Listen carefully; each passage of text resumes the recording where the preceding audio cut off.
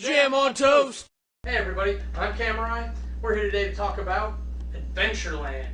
Sourcefed Movie Club did this, and though I'd seen it before, I honestly went and rewatched it for that, just to make sure I was fresh and up to date on what happened in the movie. Kind of glad I did. I didn't really remember everything. The short set on this one is that a guy is getting ready to go to college. He's going to take one great adventure to Europe with his buddies beforehand, and then it turns out that he has financial trouble, so he has to stay home and work at a theme park to get ready for New York in the fall. This movie is all about that summer and the dynamics between all the characters involved at the park. My love it for this would have to be, probably the correct word is the cinematography, because they just nailed it. Some of the uses of lighting in the right places and these divergent scenes that they came up with. Offhand, there's three of them that come to mind. There's the moment in the arcade where the main character has to look at M and look at Lisa and decide, and there's a very clear that he can go left or he can go right, but they take you in two different paths of the story and there's no coming back.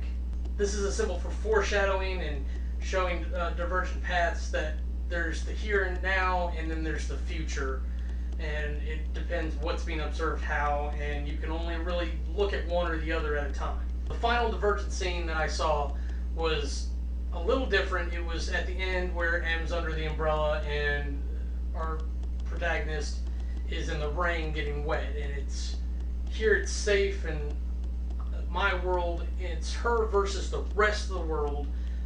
So he's still part of the outside world getting wet and getting crapped on for once instead of her, and she keeps that umbrella close. She doesn't let him in until maybe the next scene, and then we're in the apartment, so they're both under the same umbrella.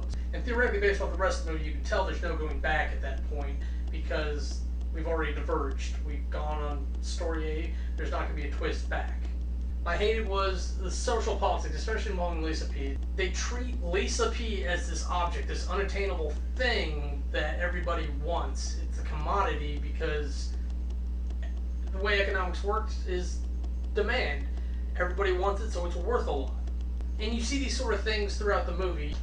You end up with the guy who gets beat up for being Jewish, who just wants anything, so the value is really high because he wants it that bad, and it's not available to him for a lot. So when he ends up in that touchy-feel moment, we see social politics interlude, and she refuses him based on her parents' ideals instead of hers, showing a social expectation.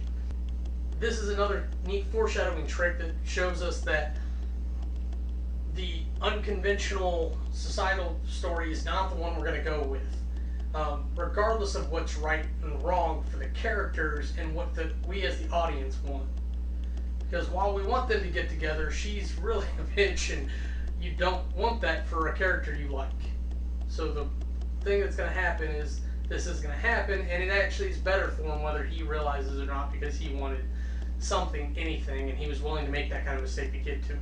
It circled back later with Rich refusing Lisa P and Emily refusing Connolly, and them actually treating a relationship for what it is, a relationship between two people, that bond you feel and benefit you guys can do each other, instead of just, I want this and you can give me that, so we'll do this.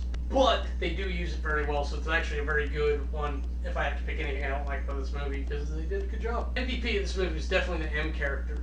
And Kristen Stewart did a great job. Even the people who bash her being very stoic throughout the Twilight movies, I swear, she's going to be sorry she ever did those movies eventually. But good for her that she's doing work, and I think she's doing a good job. Even the people who bash her for being stoic in the Twilight films can say that she does show a good range of emotions here, and she does project well, and she is a good actress given the right setting and the right characters to be so. But without M there driving the story, there's nothing that makes this movie special. They use her to manipulate the story, they use her for foreshadowing, they use her for all these great literary tricks that don't get acknowledged in movies often enough. Without her, this just becomes guy likes girl, girl's bitch, guy learns a lesson. But let's move on to the categories. This looks like a shitty movie filmed in a shitty amusement park with low budget materials.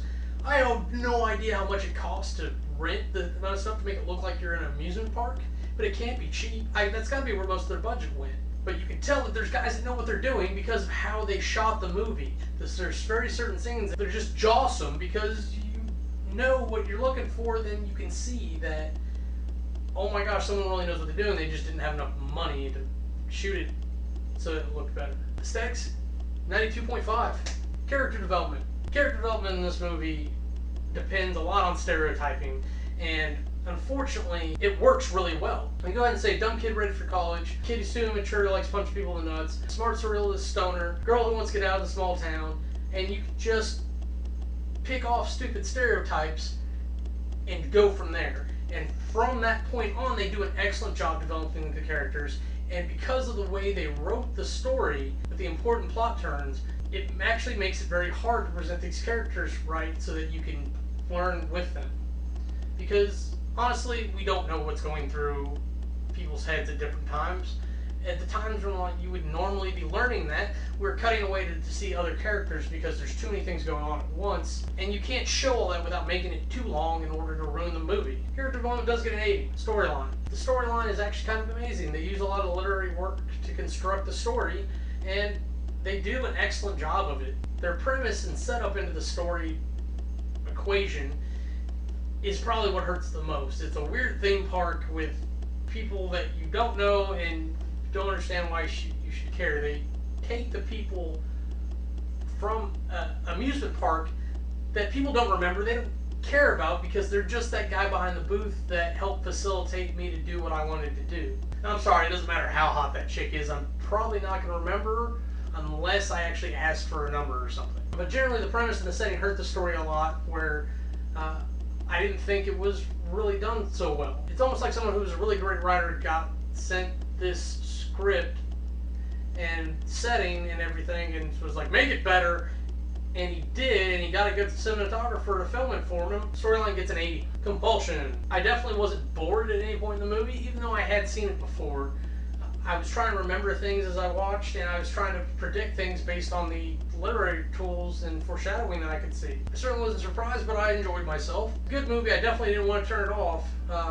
And unfortunately, that's really what I had to say on that. Compulsion gets an 80 as well. We total that all up, and it averages out to 83.13. While not a top tier, it's definitely a good movie, and it's another one I would think leave in your back pocket and throw it in when you can't find something else. And I think everyone should have a list like that, because this is definitely something that goes in there. It's not a great movie, but it's a good movie with some amazing moments. And honestly, I walked away from it feeling uplifted and with a smile on my face, because I was happy with the story. It's good to have some positivity in your life every once in a while. And of course, they take us through a train wreck of events to get there, but you feel better for the experience. Like I said, everything I can say on this. I'm Cameron. Have a nice day.